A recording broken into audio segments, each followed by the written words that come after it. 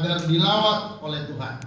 Karena banyak orang bukan hanya dilawat, tapi juga banyak orang akan dilewat. Jangan sampai kita malah dilewat. Ya, ini perhatikan baik-baik, saudara, lawatan Tuhan ini. Ya, Tuhan melawat umatnya. Ya, melalui Natal, hari kelahirannya di bumi. Ya. Lalu untuk apa saudara Yesus datang melawat umatnya? Nah, ini saudara perhatikan baik-baik. Ya. Saudara, kita baca sebentar dalam Matius pasal 1.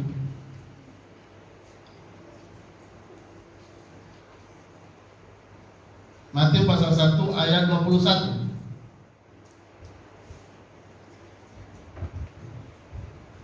Matius pasal 1 ayat 21. Kalau ada yang punya Alkitab boleh kita baca bersama. Matius pasal 1 ayat 21, 1, 2, 3. Ia akan melahirkan anak laki-laki dan engkau akan menamakannya Yesus, karena dialah yang menyelamatkan umatnya dari dosa mereka. Ya. Saudara, di sini ya dikatakan bahwa ia dinamakan Yesus. Ya. Saudara, yang lahir itu ke dalam dunia sebagai manusia namanya adalah Yesus. Ya. Saudara, dia datang ke dalam dunia, saudara, untuk melawat ya manusia, ya manusia kepunyaannya. Ya. Nah, saudara,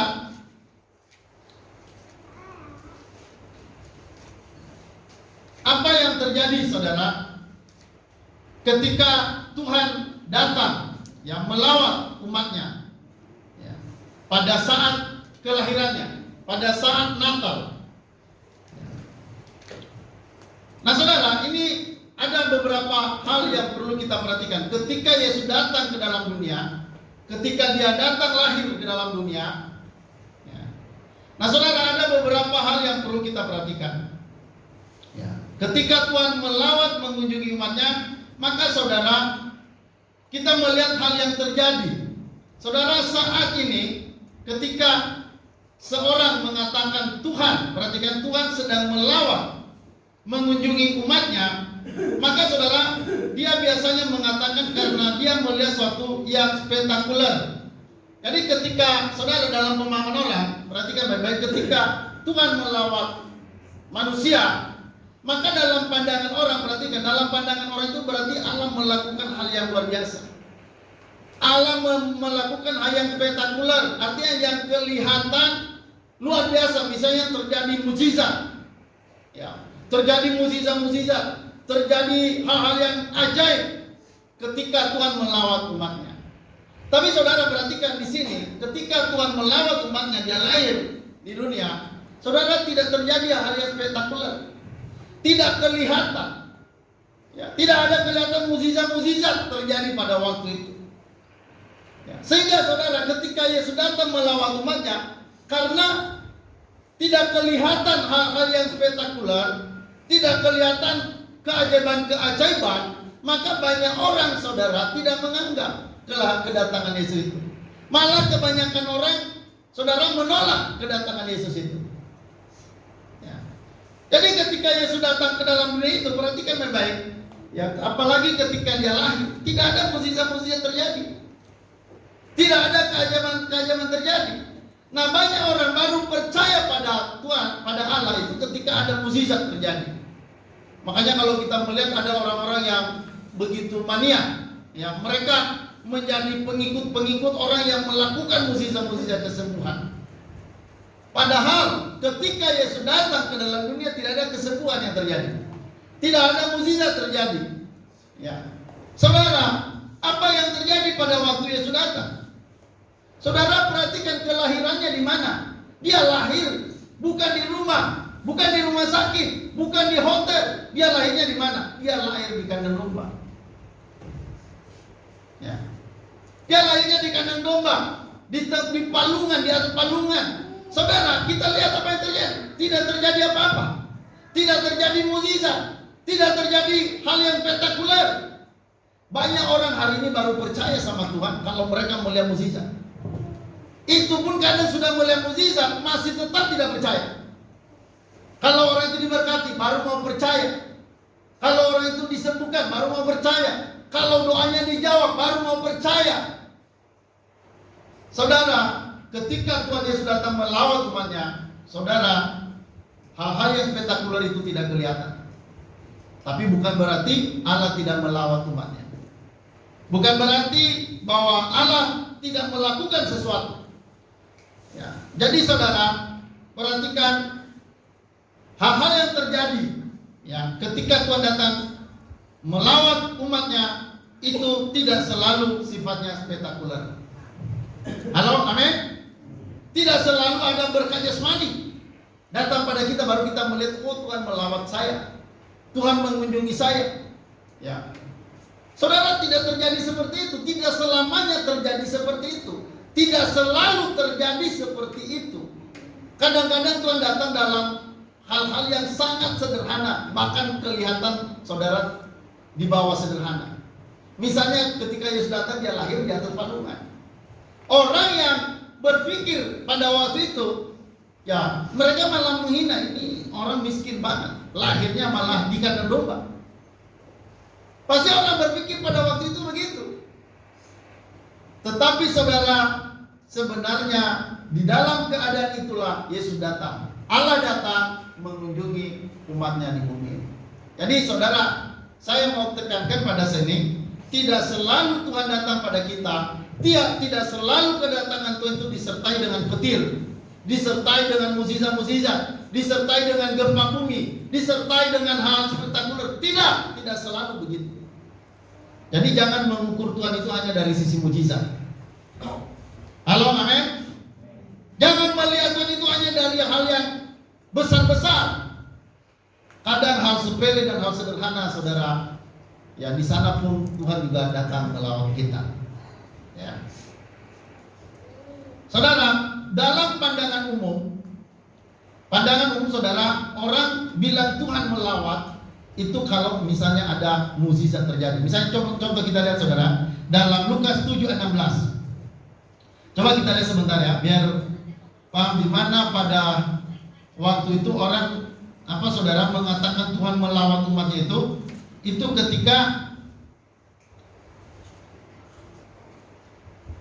ketika mereka melihat hal-hal spektakuler. Ya, Lukas 7:16 saya baca saudara. Lukas 7:16 saya baca.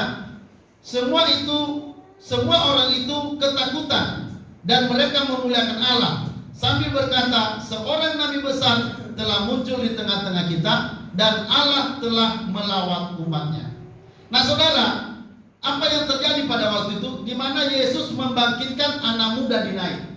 Anak muda ini sudah mati, lalu Tuhan Yesus bangkitkan. Lalu saudara, ketika orang-orang melihat keajaiban yang dibuat Yesus, maka saudara, reaksi mereka kita melihat di ayat 16. Perhatikan saudara, reaksi banyak orang, semua orang itu ketakutan dan mereka memuliakan Allah. Jadi ketika ada mukjizat itu, orang mati dibangkitkan, lalu orang pada ketakutan, lalu mereka mulai memuji Allah dan mereka berkata, Allah telah melawat umatnya. Jadi dalam pandangan orang, kalau Allah datang dengan mukjizat, dengan kuasa, maka orang itu akan mulai percaya. Mereka mulai memuliakan Allah dan mereka berkata, Allah telah melawat umatnya. Jadi ini pandangan umum begitu. Tapi saudara, ketika Yesus datang dalam kelahirannya di dunia, yang terjadi apa? Dia lahirnya bukan di tempat yang mewah, bukan di istana, bukan di hotel, bukan di rumah sakit, tapi lahirnya, saudara, di mana? Di kandang domba. Di sana apa yang ada? Binatang yang ada. Ya, saudara, Allah, saudara lahir ke dalam dunia, tempat untuk dia dilahirkan tidak ada. Makanya saudara, Yesus pernah berkata, anak manusia ya tidak punya tempat untuk meletakkan kepalanya. Untuk meletakkan kepalanya tidak punya. Ya. Saudara, dia melakukan itu untuk apa? Sebenarnya dia datang untuk melawat umatnya.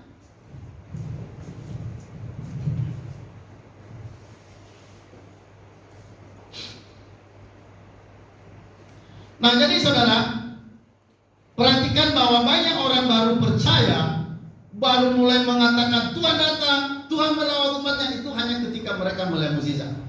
Tapi saya mau katakan pada saat ini, tidak selamanya, tidak selalu Tuhan datang dengan mukjizat-mukjizat. Ini diperhatikan. Jadi jangan menganggap segala sesuatu itu dari sisi mukjizat. Ya, apalagi kalau orang-orang Kristen hari ini, saudara, mereka mencari Tuhan itu ya melalui pendeta-pendeta yang hebat-hebat yang bisa melakukan mukjizat-mukjizat. Nah, saudara, biasanya jemaat pendeta yang suka melakukan mukjizat-mukjizat itu jemaatnya banyak. Begitu jemaatnya banyak, saudara. Kenapa? Karena saudara, mereka mereka merasa bahwa Tuhan itu ada di situ. Kenapa? Karena ada mukjizat.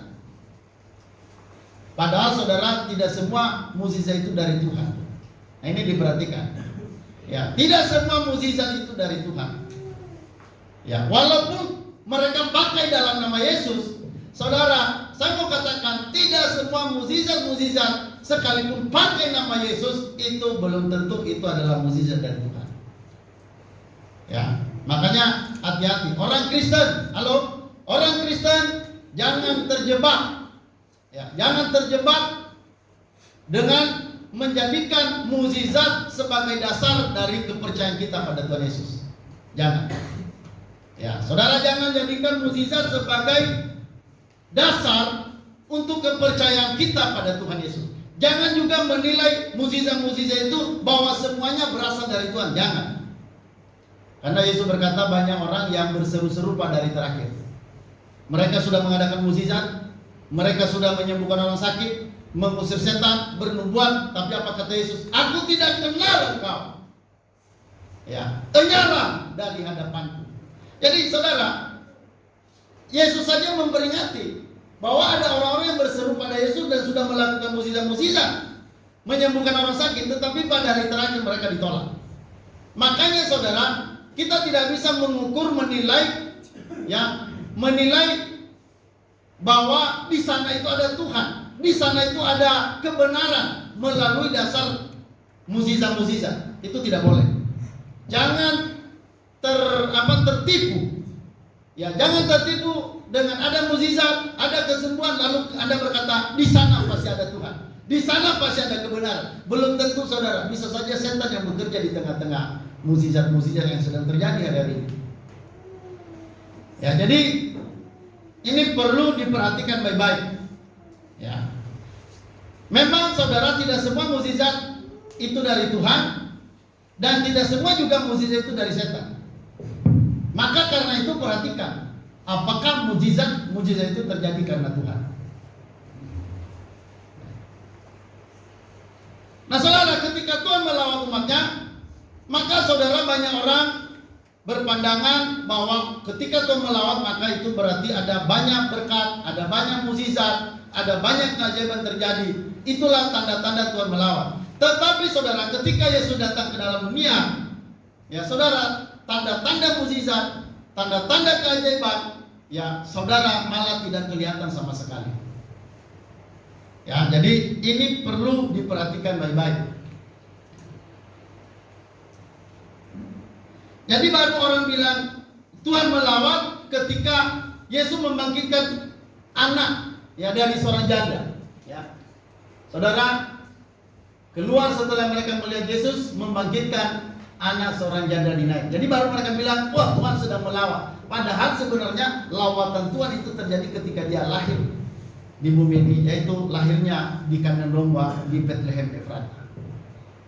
Ya, sebenarnya di sana sudah terjadi sesuatu, sudah terjadi lawatan Allah. Tapi banyak orang tidak mengenal bahwa Allah sebenarnya sedang datang melawat umatnya.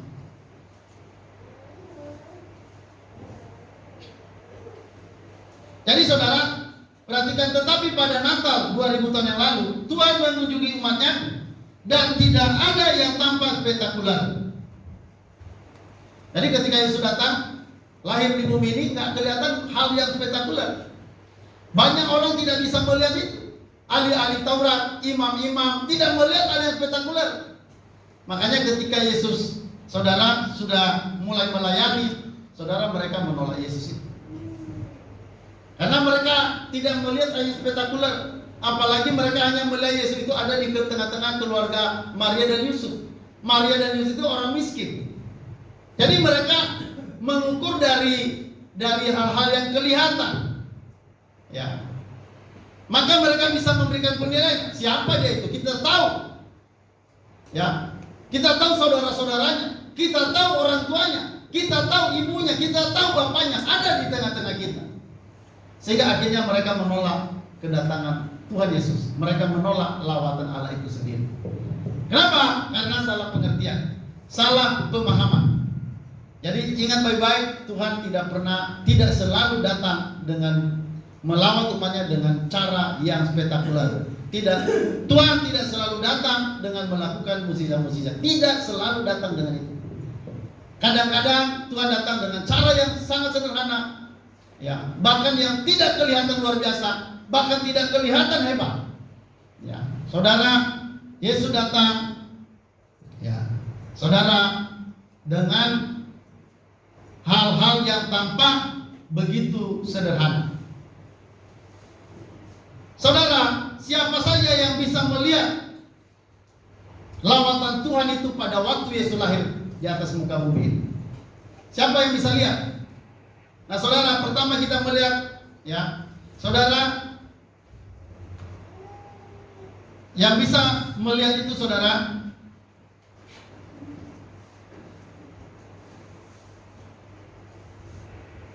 ya sebentar, saudara, saya ulang. Tetapi pada Natal 2000 tahun yang lalu, Tuhan mengunjungi umatnya dan tidak ada yang tampak spektakuler. Setidaknya bagi kebanyakan orang pada saat itu, ya, memang ada hal spektakuler seperti misalnya kelahiran seorang perawan. Jadi Yesus, saudara, dikandung oleh seorang perawan. Sebenarnya, saudara, itu adalah keajaiban.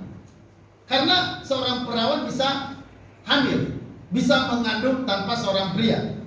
Saudara, tetapi yang bisa melihat itu siapa? Itu yang bisa melihat itu, saudara, hanya Yusuf dan Maria. Yang lain tidak bisa lihat itu.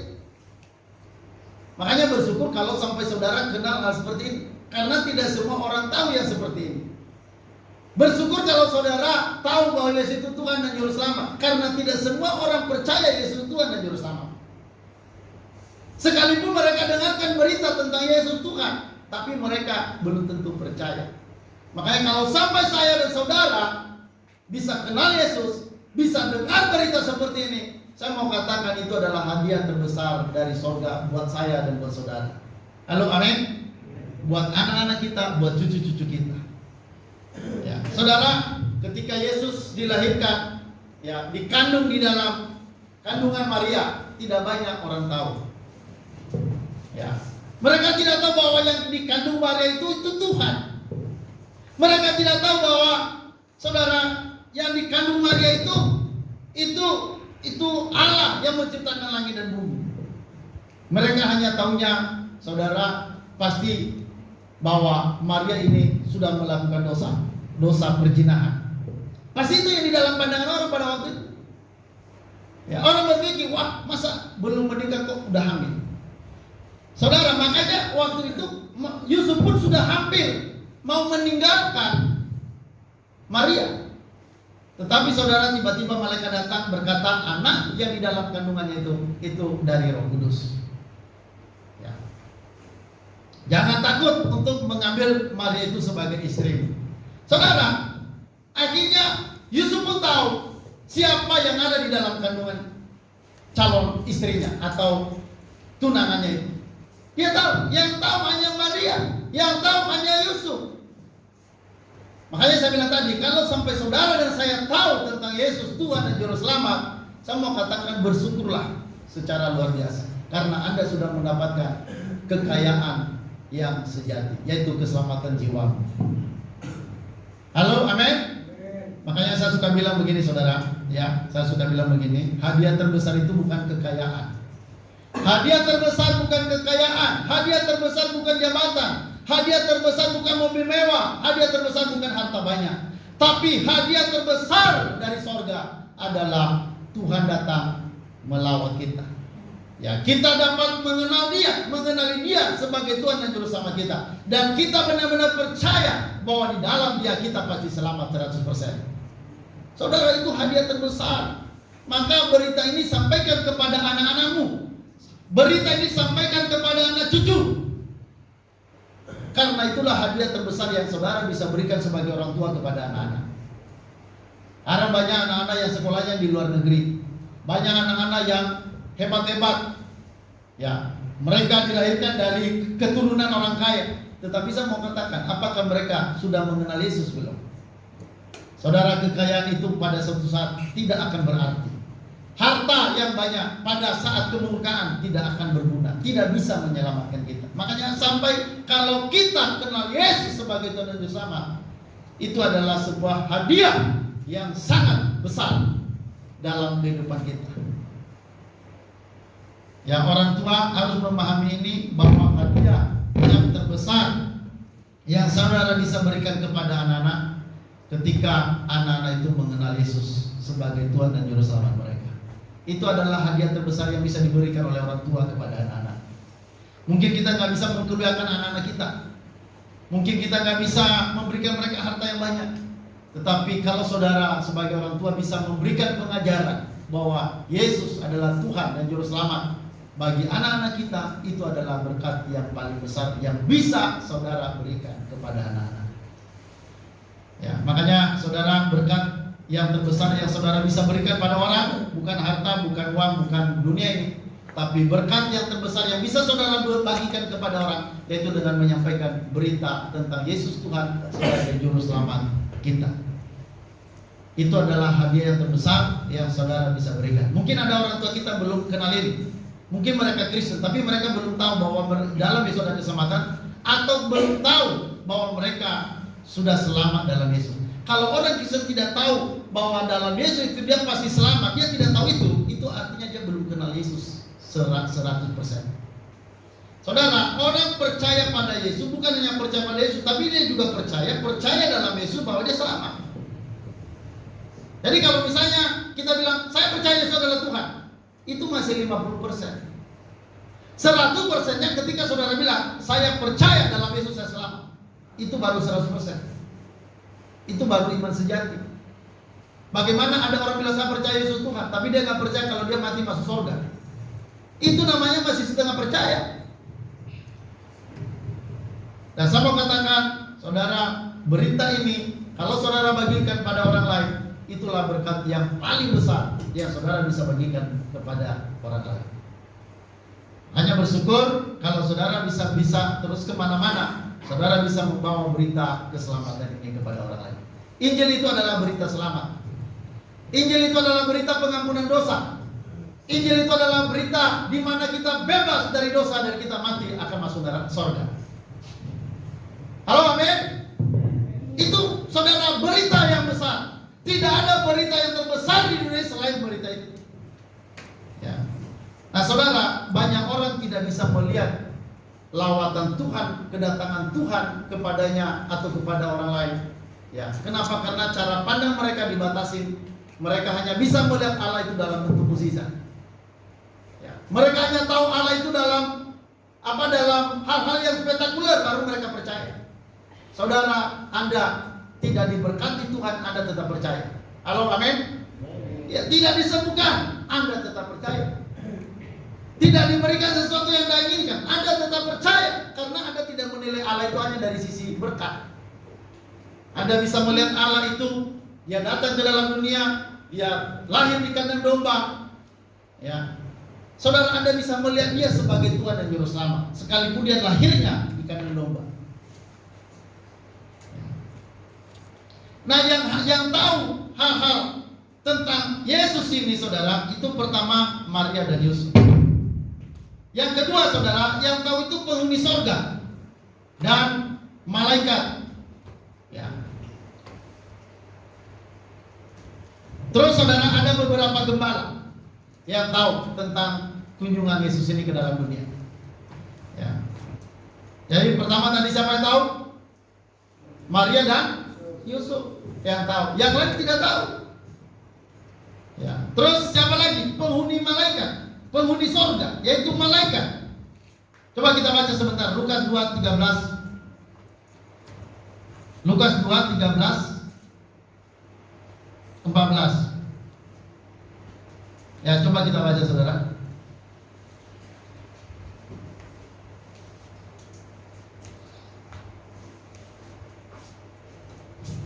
Ya, saya baca ya. Lukas 2 ayat 13-14. Dan tiba-tiba tampaklah bersama-sama dengan malaikat itu sejumlah besar bala tentara sorga yang memuji Allah. Katanya, kemuliaan bagi Allah di tempat yang tinggi dan damai sejahtera di bumi di antara manusia yang berkenan kepadanya. Saudara, ketika Yesus lahir, ya, malaikat bilang, hari ini telah lahir bagimu juru selamat, yaitu Kristus Tuhan di kota Daud. Lalu saudara, para malaikat itu, ya, mereka tampak. Lalu dalam sejumlah besar mereka memuji Allah dan mereka berkata, kemuliaan Allah di tempat yang tinggi dan damai sejahtera di bumi di antara manusia yang berkenan padanya. Saudara, yang mengenali kedatangan Yesus ke dalam dunia, ya, saudara, para malaikat. Tidak banyak orang tahu ketika Tuhan datang itu. Terus saudara, juga para gembala. Ya, kita tahu para gembala ini bukan orang hebat. Para gembala ini orang yang miskin. Tetapi walaupun mereka miskin, mereka bisa melihat bahwa Tuhan Yesus datang melawat umatnya. Halo, amin saudara. Gembala ini bukan orang hebat. Gembala ini bukan orang berpendidikan. Gembala ini tidak punya titel. Mereka hanya orang biasa, orang miskin yang cari makan juga susah. Saudara, tapi para gembala bisa melihat bahwa Tuhan lagi datang ke dalam dunia melawat umatnya. Makanya saudara, bersyukur sekali lagi, sama katakan bersyukurlah kalau kita ini tergolong sebagai orang-orang gembala yang pada saat ini kita tahu Yesus itu datang ke dalam dunia untuk menyelamatkan kita. Ya. Kita datang dari berbagai daerah, ada dari Papua, ada dari Medan, ada dari Palembang, Jambi dan sebagainya. Saudara, kita ada di sini dan kita mulai mengenali lawatan Tuhan dalam kehidupan kita. Tuhan lagi melawat kita. Tuhan lagi menyatakan keselamatannya pada kita. Maka karena itu bersyukurlah, banggalah sebagai orang yang percaya pada Tuhan. Kebanggaan kita bukan karena harta banyak. Kebanggaan kita bukan karena kepintaran, kebijaksanaan. Tapi kita bangga karena kita mengenal Yesus Tuhan Juru Selamat kita. Itulah kebanggaan kita. Siapa lagi saudara yang melihat kedatangan Yesus? Ini ada orang-orang pintar. Ya, mereka ini ahli-ahli perbintangan. Siapa namanya kalau di dalam kitab? Disebut orang Majus. Ini Majus ini Majus itu nama daerah. Ya. Saudara, dalam Matius 2 ayat 2-9. Ya, saudara, dalam konteks ini kita bisa lihat di mana para Majus, ya, mereka berapa orang yang datang? Tidak ditulis 3 dalam Alkitab. Coba nanti cari. Tidak ada 3 orang Majus. Jumlahnya tidak diketahui berapa orang. Tapi anehnya kita bilang 3 padahal tidak ditulis dalam Alkitab. Saya juga lucu ya. Kadang-kadang juga ya dalam drama kan. Dalam drama itu anehnya itu Yesus ketika lahir di situ ada gembala, di sini ada Majus. Ya, saudara, Majus sama gembala itu pada waktu yang tidak waktu bersamaan mereka datang mengunjungi Yesus. Majus itu Yesus sudah beberapa lama lahir dulu baru datang. Kalau gembala iya waktu lahir gembala datang. Jadi kita lihat di situ ada gembala melihat kunjungan Yesus. Ada Majus juga. Mereka juga datang dengan tanda bintang di langit. Mereka bisa melihat kelahiran seorang juru selamat, kelahiran seorang raja. Ya. Saudara, tidak banyak yang tidak tahu hal ini. Ya. Jadi saudara perhatikan baik-baik. Kedatangan Yesus yang begitu sederhana, bahkan begitu hina kelahirannya, kedatangannya ke dalam dunia, itu bukan berarti bahwa dia tidak melawan kita. Malah dia datang melawan kita dalam keadaan lahir seperti itu. Ya. Makanya saudara, sebenarnya orang Kristen itu kalau sampai sudah kenal Yesus sebenarnya jangan bersungut-sungut. Halo, amin? Ya, jangan bersungut-sungut. Kenapa saudara? Karena Tuhan sudah memberikan yang terbaik bagi kita. Tuhan sudah menyatakan dirinya bagi kita. Makanya orang yang suka bersungut-sungut itu, apalagi orang bersungut-sungut yang biasanya selalu nyalakan siapa-siapa. Nyalakan Tuhan, nyalakan orang. Ya. Biasanya begitu saudara. Kenapa sampai orang suka bersungut-sungut dan menyalahkan orang? Karena orang itu saudara, dia belum tahu bahwa dia sudah terima berkat yang besar yang Allah sudah berikan di dalam hidupnya.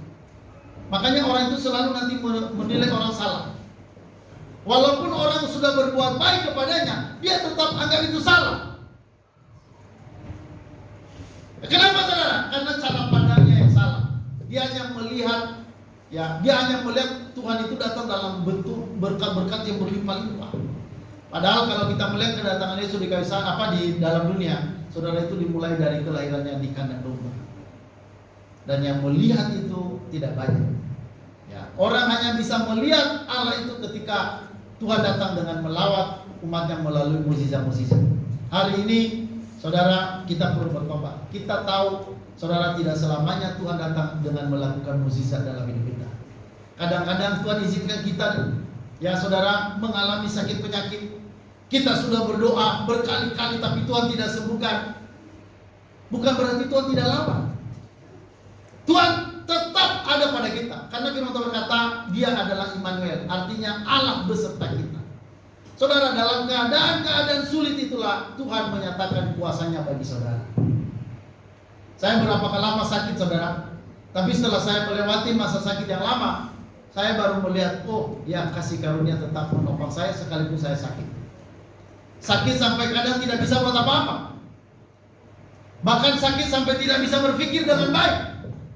Tetapi saudara, saya melihat dalam perjalanan kehidupan, ya, dalam keadaan sakit seperti itu, saya bisa melihat Tuhan tetap menyertai. Tuhan tetap menopang dalam keadaan sakit, keadaan susah, keadaan sulit, dan keadaan-keadaan yang tidak baik sekalipun. Ya, jadi saudara, lihatlah Tuhan itu, ya, termasuk di dalam keadaan-keadaan sulit sekalipun Tuhan juga ada di sana. Maka perhatikan saudara, apa kata Paulus? Ya, aku senang di dalam penderitaan, aku senang di dalam kelemahan. Kenapa? Karena dikatakan, karena dengan demikian kuasa Tuhan akan sempurna bekerja atas diri. Jadi dalam keadaan-keadaan sulit sekalipun, saudara, Tuhan mau menyatakan kuasanya bagi kita. Kenapa banyak orang tidak bisa melihatnya? Ya karena saudara, dia hanya meyakini bahwa Allah itu datang selalu dalam mukjizat-mukjizat. Ya. Saudara, sekali lagi saya mau katakan, sekalipun Tuhan tidak menyembuhkan Anda, bahkan sekalipun Tuhan tidak menjawab doa-doa Anda tetap harus percaya kepada Dia. Halo, amin? Ya. Allah itu tidak bisa diukur dari jawaban doa. Allah itu tidak bisa diukur dari berkat-berkat jasmani. Sayangnya orang Kristen hari ini melihat Tuhan itu dari berkat-berkat jasmani. Jadi kalau misalnya orang itu diberkati, lalu orang berpikir, wah, dia itu orang yang benar-benar beriman. Ya. Saudara, itu cara pandang yang salah. Ya. Bagaimana kalau seperti Tuhan memperlakukan kita seperti Ayub? Tuhan memperlakukan kita seperti Ayub. Ayub, saudara, apa yang terjadi dalam dirinya? Dia udah takut sama Tuhan, dia udah begitu mencintai Tuhan, tapi tiba-tiba saudara, anaknya mati.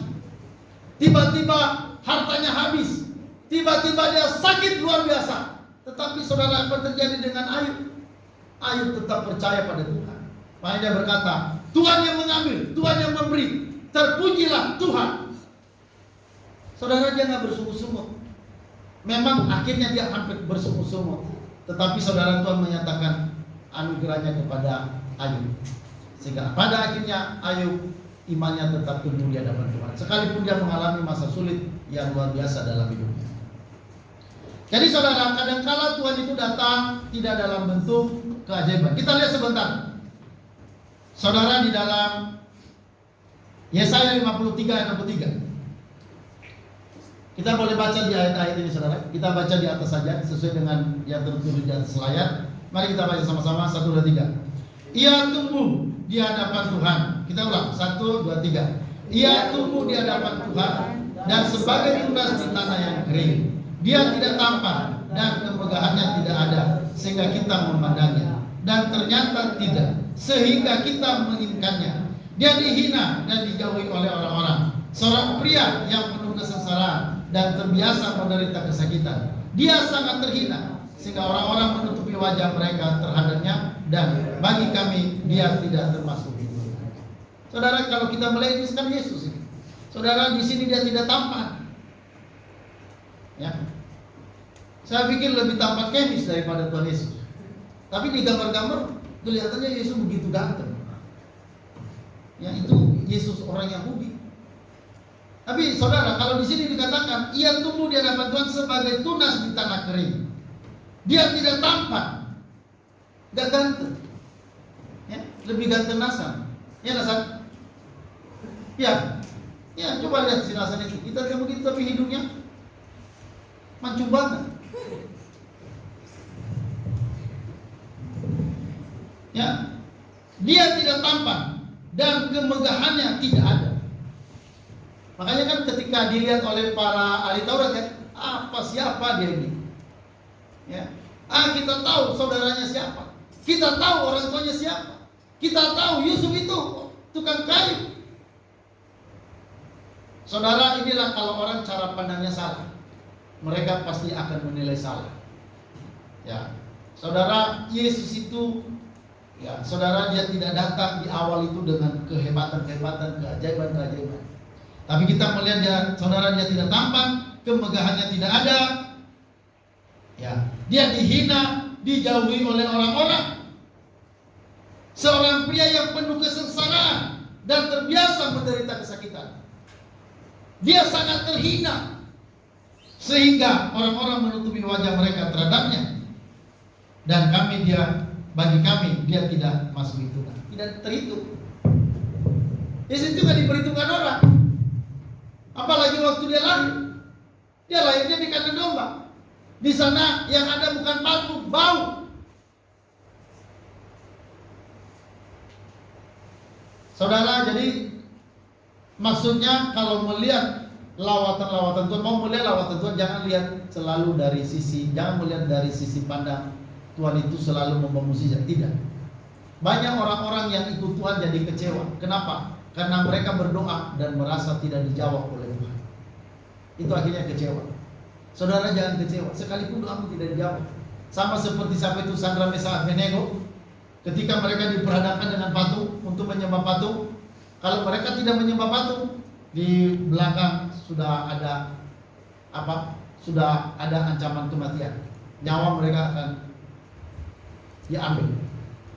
Lalu apa kata Sadrak, Mesak, Abednego? Mereka bilang begini, Raja, sekalipun Tuhan tidak menolong kami tetap tidak akan pernah menyembah patung ini. Saudara, luar biasa. Sekalipun Tuhan tidak tolong kami, maksudnya Tuhan tidak selamatkan pada waktu itu, Tuhan tidak berikan keajaiban pada waktu itu, sekalipun Tuhan tidak melakukan itu, apa kata Sadrak, Mesak, Abednego? Tetap kami tidak akan menyembah patung. Wah, itu berani di depan raja itu, saudara. Nah, ini orang-orang Kristen yang luar biasa. Banyak orang Kristen itu begitu gampang menyangkal Yesus. Ya, ada kekurangan, ada penyakit, ada masalah, lalu mereka tinggalkan Yesus. Mereka cari yang lain, atau mereka ya bermalas-malas berdoa, bermalas-malas baca Alkitab, bermalas-malas melayani. Kenapa? Karena mereka hanya melihat Tuhan dari sisi keajaiban. Mereka nggak melihat Tuhan itu sebenarnya dalam hal sederhana. Tuhan melakukan sesuatu dalam hidup kita. Bahkan dalam penyakit kita, Tuhan sedang bekerja. Kalau Tuhan tidak angkat penyakit, berarti Tuhan akan memberikan kekuatan menghadapi penyakit. Halo, amin. Kalau Tuhan tidak memberikan kekayaan, berarti Tuhan akan memberikan kita kemampuan untuk melewati masa-masa di mana kita dalam keadaan tidak kaya. Jadi ada berkat Tuhan di balik semua yang kita alami. Tidak hanya dilihat dari sisi pandang keajaiban-keajaiban.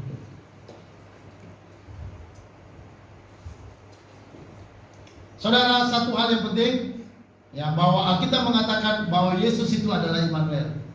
Ya, artinya Tuhan beserta kita. Ya, Allah itu Immanuel. Saudara mau Anda seperti tidak diberkati, mau Anda seperti tidak disembuhkan, sudah berdoa dan tidak sembuh, saudara percayalah, Allah itu Immanuel, Allah itu selalu beserta kita. Ya. Jangan selalu mengharapkan hal-hal yang spektakuler, meskipun Tuhan dapat melakukan hal seperti itu, tetapi Dia tidak selalu bekerja seperti itu. Halo, amin? Amin? Ya, jadi jangan melihat selalu hal-hal spektakuler. Ya.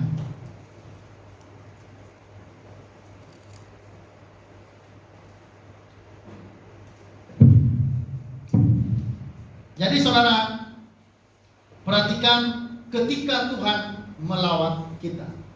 Ya, ketika Tuhan melawat, Dia tidak selalu datang dengan mukjizat-mukjizat yang spektakuler.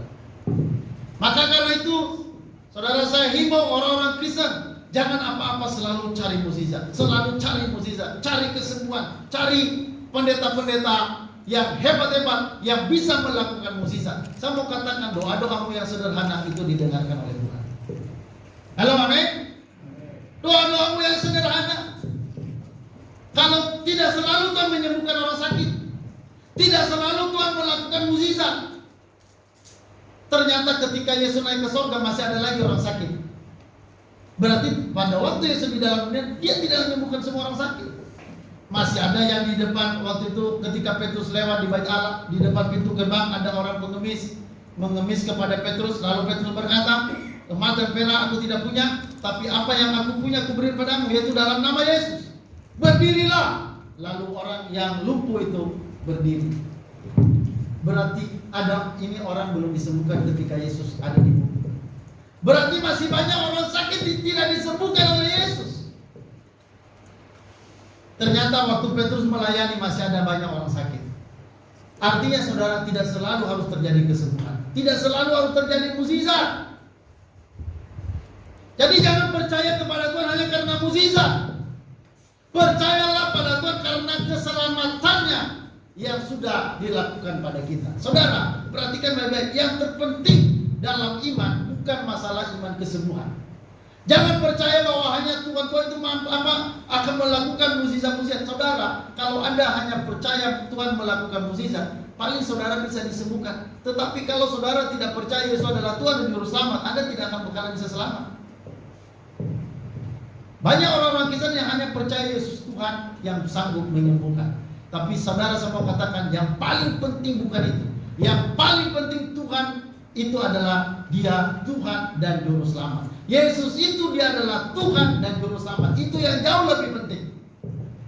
Kalau orang tidak punya iman keselamatan, maka saya percaya orang itu tidak mungkin bisa diselamatkan.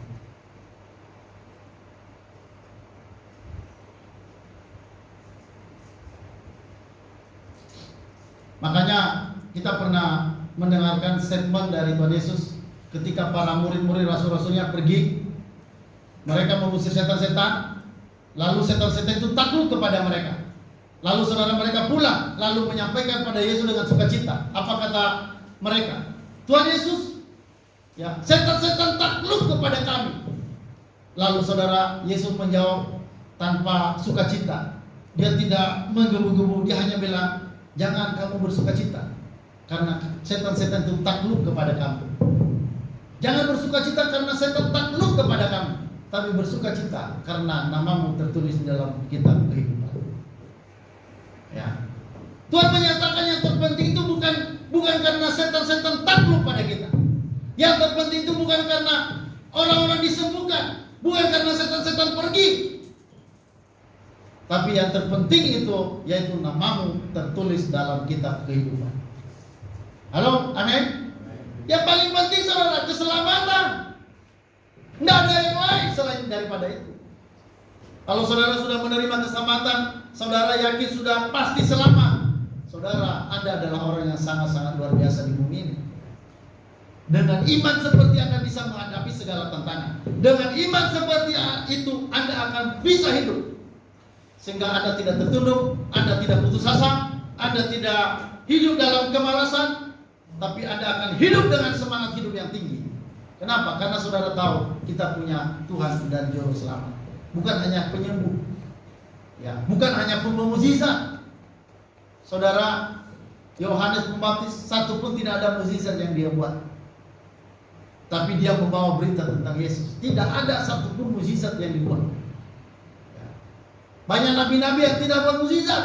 Yeremia tidak ada mukjizat yang dia buat. Yeskiel tidak ada mukjizat yang dibuat. Yang mereka alami malah hanya penderitaan, air mata, jeritan.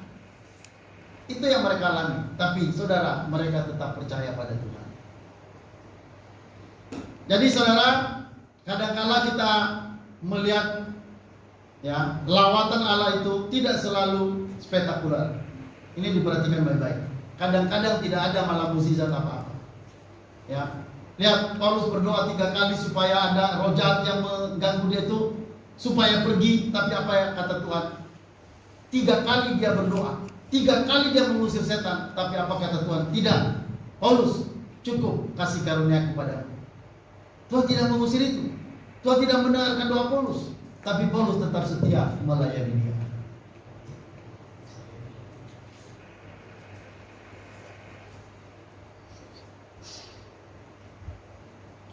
Nah saudara, apa maksud kedatangan Tuhan dalam dunia ini? Nah inilah saudara yang paling penting.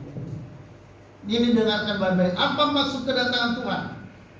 Saudara, ada banyak tujuan kedatangan Yesus ke dunia. Seperti memberitakan Injil, menjadi teladan,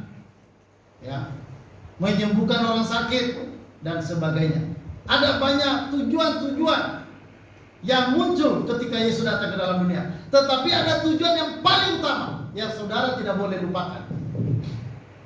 Apa saudara tujuannya? Tetapi tujuan utama kedatangan Yesus ke dunia adalah untuk menyelamatkan umatnya dari dosa. Itu tujuan utama yang saudara harus ingat. Saudara boleh tidak disembuhkan, saudara boleh doa-doanya tidak dijawab, tetapi saudara jangan lupa akan hal ini. Yesus datang ke dalam dunia untuk menyelamatkan umat. Itulah yang paling penting. Inilah berita utama dalam Alkitab. Ini adalah berita yang disampaikan oleh para nabi. Inilah berita yang disampaikan oleh Yesus. Inilah berita yang disampaikan oleh para rasul, oleh malaikat. Ini berita utama, yaitu di mana Yesus datang ke dalam dunia untuk menyelamatkan umatnya. Ya, saudara, tetapi itu yang utama kedatangan Yesus ke dunia adalah untuk menyelamatkan umatnya dari dosa. Itu Matius pasal 1 ayat 21. Ya, ini saudara tujuan utama kedatangannya. Ini jangan saudara lupakan. Memang Tuhan bisa menyembuhkan, memang Tuhan bisa menjawab doa, memang Tuhan bisa melakukan banyak hal dalam hidup ini. Tetapi saudara, yang paling penting, tujuan utama Tuhan Yesus datang ke dalam dunia yaitu untuk menyelamatkan umatnya dari dosa. Ini orang-orang harus tahu. Ini harus benar-benar jelas. Ya. Pengajaran ini juga harus benar-benar dalam. Ya, bagaimana Tuhan menyelamatkan kita. Ya. Nah, saudara, dalam kedatangan Yesus ke dunia, ya, dan tujuan utamanya adalah untuk menyelamatkan manusia, itu tertera di dalam Matius pasal 1 ayat 21. Nah, saudara, ada beberapa poin yang perlu kita perhatikan. Ya, pertama saudara, kata selamat dari dosa. Ya. Yang menyelamatkan, tadi dikatakan dia menyelamatkan kita dari dosa. Ya. Saudara, kata selamat dari dosa berarti pertama dia menebus dosa. Ya, mengampuni. Di dalam Matius 1 ayat 21 kita melihat nama Yesus, saudara. Nama Yesus itu artinya juru selamat. Juru selamat, ya. Dan karena itu saudara, dalam percaya pada Yesus, Anda harus percaya kepadanya sebagai juru selamat dosa. Jadi ini yang harus dikenali. Saudara jangan hanya tahu Yesus itu penyembuh, Yesus itu pembuat mukjizat. Tapi saudara, Anda harus kenali bahwa Yesus itu adalah juru selamat dosa. Ini harus tahu. Kalau saudara tidak tahu ini, maka saudara tidak akan bisa selamat. Jadi saudara, kepercayaan kita pada Yesus itu, percaya di dalam Yesus itu dia adalah juru selamat dari dosa kita. Itu harus benar-benar saudara perhatikan ini. Ya, bukan hanya sebagai pembawa mukjizat, bukan hanya sebagai teladan, bukan hanya sebagai pemberi berkat dan penyembuh dan lain-lain. Orang percaya sejati, ia harus benar-benar percaya bahwa Yesus sebagai juru selamat dosa. Itu harus dipahami benar. Ya. Nah, di gereja-gereja kan topi-topi ini udah hampir hilang. Kenapa? Karena yang diceritakan di mimbar-mimbar gereja, Yesus itu pembawa berkat, penyembuh, ya, penolong. Saudara, kita nggak boleh melihat Tuhan itu hanya dari sisi itu. Tapi yang paling utama, kita harus bisa lihat Yesus itu sebagai juru selamat dosa kita.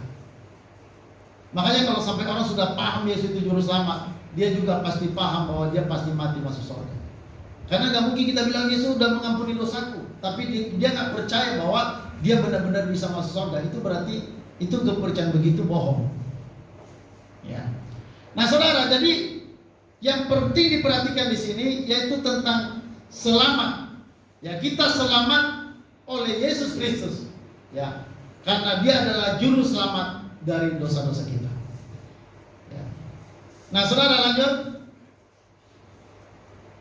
Kedua, saudara, bebas dari belenggu dosa ini yang harus diperhatikan. Ya, saudara, orang yang percaya pada Yesus, dia harus benar-benar yakin bahwa dia sudah dibebaskan dari dosa. Kenapa? Karena Yesus sudah menanggung segala dosa-dosanya.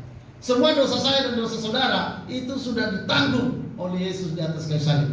Saudara, kita bisa lihat itu dalam 1 Petrus pasal 2 ayat 24. Coba kita baca sebentar. 1 Petrus 2 ayat 24 kita baca bersama-sama, boleh lihat layar ke depan. 1, 2, 3. Dia sendiri telah menanggung dosa kita di dalam tubuhnya di kayu salib, supaya kita yang telah mati terhadap dosa hidup oleh kebenaran. Jadi saudara, ia telah menanggung dosa kita. Ayat ini ada jelas. Saudara, jangan ragu-ragu. Dosamu sudah ditanggung oleh Kristus di dalam tubuhnya di kayu salib. Ya, jadi dari situlah kita bisa bebas dari belenggu dosa. Ya, pertama tadi Yesus, nama Yesus itu artinya juru selamat dari dosa. Yang kedua yang perlu saudara perhatikan, bahwa Dia telah membebaskan kita dari ikatan belenggu dosa. Dengan cara apa, saudara? Dia mati di kayu salib. Jadi ada pembayaran terhadap dosa. Kita bebas dari dosa itu bukan gratis. Kita dibebaskan dari dosa itu dibayar oleh darah Yesus. Itu nggak gratis. Ya. Memang mati masuk surga itu gratis. Tapi sebenarnya kenapa sampai kita bisa masuk surga gratis? Itu karena sudah ada pembayaran. Jadi ada pembayaran dosa, dan itu dilakukan oleh Yesus di atas kayu salib. Oke, saudara, lanjut mengenai umatnya. Ya, ini ada kata umat, itu harus diperhatikan.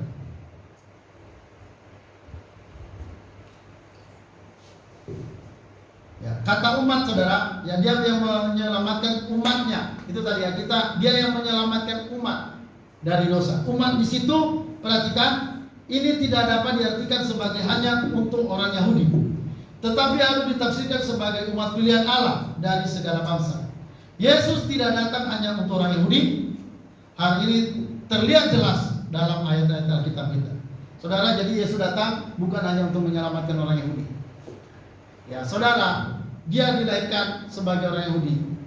Memang Injil pertama-tama disampaikan kepada orang Yahudi, tapi bukan berhenti di sana keselamatan itu.